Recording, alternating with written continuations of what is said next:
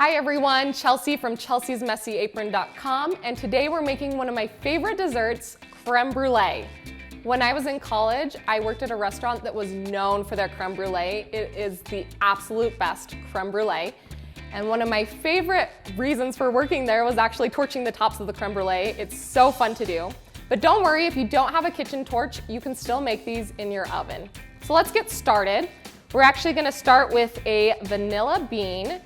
And if you don't have vanilla beans, you can use vanilla extract. I really like a good Mexican vanilla extract, but if you have the beans, definitely use them. So we're just gonna split it down the middle and scrape out the seeds inside. And you can actually use the vanilla bean pod because it still has a ton of flavor, so we'll use that later.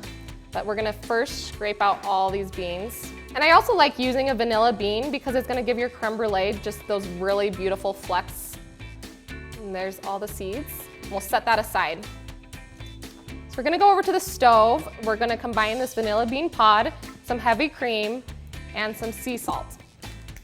So I have the heavy cream mixture, bringing it to a simmer. You don't want it to boil, but bring it to a nice simmer. Meanwhile, we're going to make the egg mixture.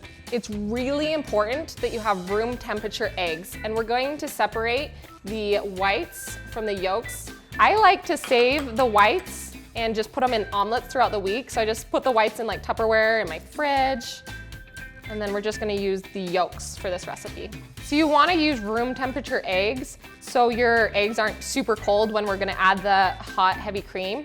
If you don't have room temperature eggs, you can actually just soak some eggs in some warm water for about 5 minutes and they'll be at the right temperature for this recipe. So I'm going to add some white sugar, about half a cup, and then the vanilla beans. We're just gonna beat this for a couple minutes.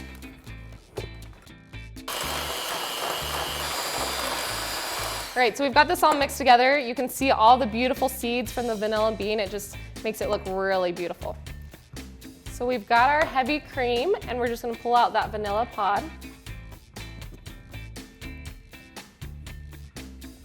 And then we're going to temper the eggs. So that means we're gonna pour a little bit of this liquid, about 1/4 of it, into the eggs. If we combine it all at once, you're actually gonna scramble your eggs because it's a really hot mixture with a room temperature mixture. So we're just gonna add a little bit, and that'll bring up the temperature of the eggs.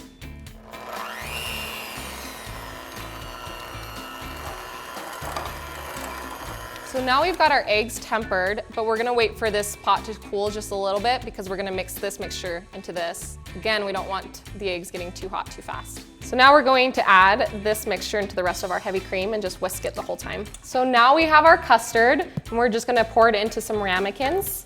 I have some creme brulee specific, ramekins, and these are 5 ounces, but I've also used 4-ounce ramekins. You can use 6-ounce ramekins, whatever you have. So we're going to cook these creme brulees in the oven in a water bath. So I put them in a pan, and then we'll fill up this pan with some boiling water. But let's fill up our creme brulee ramekins first.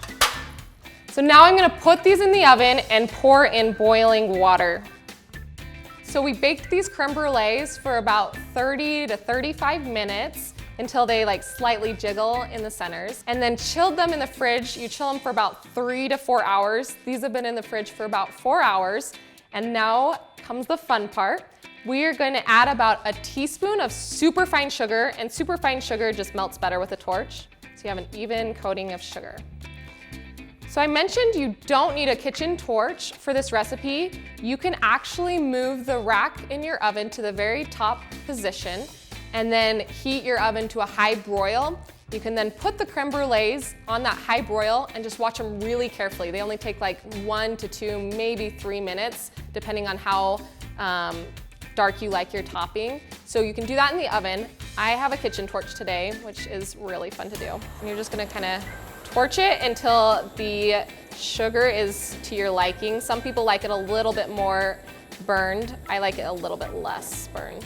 You can find kitchen torches at specialty stores or online, and that's perfect for how I like it. You want it to set for a couple minutes before serving it. I like to add a few fresh berries because it just looks nice and it tastes good.